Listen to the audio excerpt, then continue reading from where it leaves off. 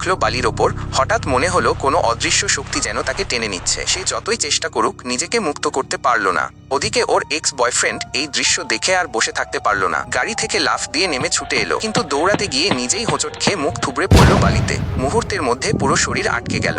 তারপর যেই না উঠতে চেষ্টা করলো, এক ঝটকায় তার পুরো মুখটা যেন কেউ ছিঁড়ে নিল।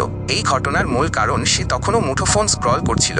অথচ সময় বুঝে সতর্ক না থাকলে এরকম ভয়াবহ কিছু যে ঘটে যেতে পারে সেটা আন্দাজই করতে পারেনি। এদিকে রনি একটু স্ট্রেচিং করতে গিয়ে একটা পুরনো কাঠের স্ল্যাবের ওপর পা রাখে। স্ল্যাবটা ভেঙে পড়ে আর সাথে সাথেই সে মাটিতে ধপাস করে লুটিয়ে পড়ে। হঠাৎ মাটির নিচ থেকে বেরিয়ে আসা ভয়ঙ্কর এক শিশু আকৃতির প্রাণী তার পেটে জোরে কামড় বসায়। কষ্ট করে উঠে দাঁড়ানোর চেষ্টা করতেই দেখে পায়ের চারপাশ ফুলে বড় বড় ফোসকা উঠেছে।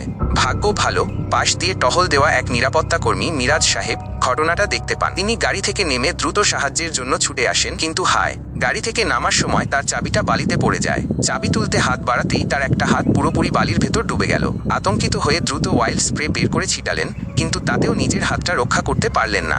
এদিকে ছোটন একটা বুদ্ধি করে নিজের কাপড় দিয়ে জুতা মোড়াল, কিন্তু পা রাখার সময় ভারসাম্য হারিয়ে কাপড় সহ মাটিতে পড়ে যায়। এরপর যা ঘটল তা কল্পনাও করতে পারেনি।